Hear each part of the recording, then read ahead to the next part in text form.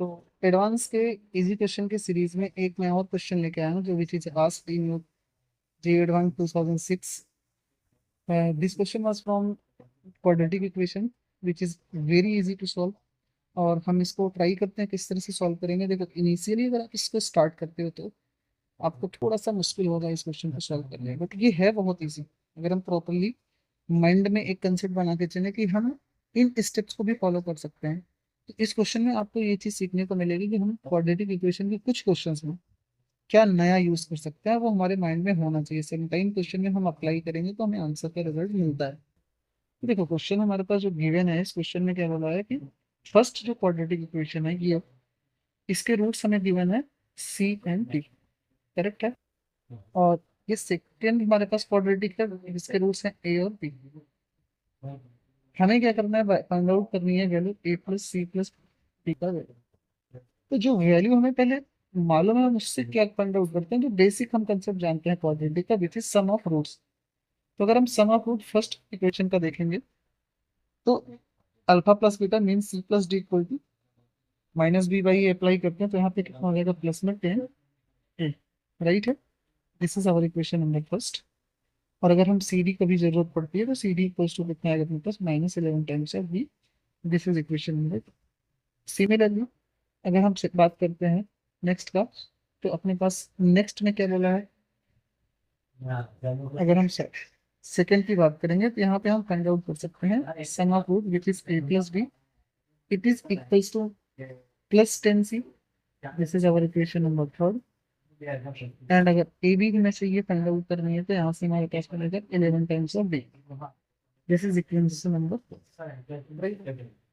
तो हमें रिजल्ट क्या चाहिए. तो रिजल्ट में हमें फाइंड आउट करने को बोला है कि आप फाइंड करो. तो जो वैल्यू फाइंड आउट करने को बोला A plus B plus C plus D, वो हमें डायरेक्टली रिजल्ट से समझ में आ रहा है कि अगर हम फर्स्ट और थर्ड को ऐड कर रहे हैं तो हमें डायरेक्टली रिजल्ट यहाँ से मिल जाएगा. है ना. तो इसका मतलब हमारे पास जो आंसर चाहिए इसका आंसर क्या होगा. दोनों इक्वेशन को अगर मैं ऐड करूँ तो अपने पास आंसर में क्या मिलेगा, A plus B plus C plus D equals to 10. अगर हम कॉमन करते हैं तो अपने पास रिजल्ट में आएगा ए प्लस सी. यानी हमारा मेन टारगेट जो होगा वो क्या होगा कि हम ए प्लस सी की वैल्यू फाइंड आउट करें जिससे हमें फाइनल रिजल्ट मिले. ए प्लस सी फाइंड आउट करने के लिए हम क्या करेंगे. अब इसके अलावा क्या काम कर सकते हैं. देखो, सबसे पहले एक बात हमें मालूम है कि C is the root of this equation and A is the root of this equation. So if यहाँ पे बोला है सी फर्स्ट इक्वेशन का रूट है तो हम क्या कर सकते बोल सकते हैं कि फिर वो रूट इक्वेशन को सेटिस्फाई करेगा. तो सबसे पहले हमने फर्स्ट इक्वेशन में सी को सेटिस्फाई कराया तो वहां से रिजल्ट मिला C square -10 times of A C -11 times of B C equals to कितना है. सिमिलरली हमने सेकंड इक्वेशन में अगर ए सेटिस्फाई कराया तो वहां से रिजल्ट कितना मिलेगा. इसको मैं मार्क कर दे रहा हूँ समथिंग फिफ्थ इक्वेशन. और अगर हम सेकंड का सब्स्टिट्यूट करते हैं तो 10 टाइम्स ऑफ ए सी वो भी होगा -11 times of D. It is equals to 0. This is equation number 6. Right है. हम क्या करते हैं, एक बार दोनों को हम सॉल्व करते हैं. इसमें तो दोनों को जब सॉल्व करेंगे तो मैं माइनस किया तो माइनस करने से रिजल्ट कितना मिल रहा हो, दिस इज प्लस. तो यहाँ से हमारे पास ये टर्म कैंसिल आउट होगा और यहाँ पे हम लिख सकते हैं सी माइनस ए इंटू सी माइनस सी प्लस ए. और माइनस टाइम्स ऑफ अगर मैं 11 कॉमन कर लूँ तो अपने पास मिलेगा minus B minus D equal to 0. यानी सी प्लस ए जो रिक्वायर्ड है उसका आंसर कितना है, 11 times of B minus D and divide by कितना आएगा, सी माइनस ए. यानी सी प्लस ए की वैल्यू तो हमें फाइंड आउट हो सकती है बट उसके लिए हमें वैल्यूज और भी निकालनी पड़ेगी. तो हम क्या करते हैं, यहाँ पे इसको बॉक्स पे रखते हैं. अब हमारा मेन फोकस होगा बी माइनस डी और सी माइनस ए में एक रिलेशन फाइंड आउट करना. तो अगर हमें इसमें एक रिलेशन फाइंड आउट करना है तो हम फिर से क्या करते हैं पता है, फर्स्ट इक्वेशन और सेकंड इक्वेशन को, थर्ड इक्वेशन को हमने एक बार सब्ट्रैक्ट किया.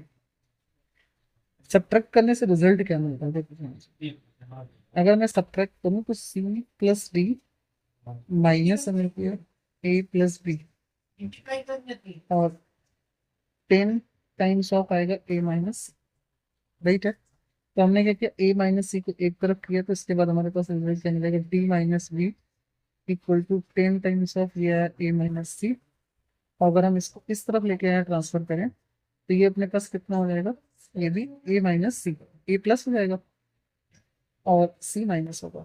तो यहाँ से रिजल्ट में क्या मिला, T minus B, this is equal to 11 times of A minus, यानी अपने पास डी माइनस बी का वैल्यू मिला दिस वन। तो अगर मैं माइनस से मल्टीप्लाई कर दूँ, this is B minus D, it is equals to 11 times of C minus.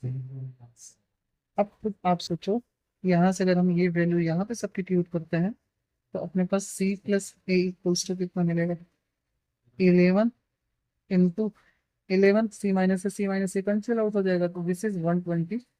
और अगर आपके पास सी प्लस ए की वैल्यू मिल गई, तो यानी फाइनल आंसर अगर हम वैल्यू पुट कर दें तो अपने पास A plus B plus C plus D की वैल्यू कितनी आएगी, 10 टाइम्स ऑफ 121 विच इज 12, 10।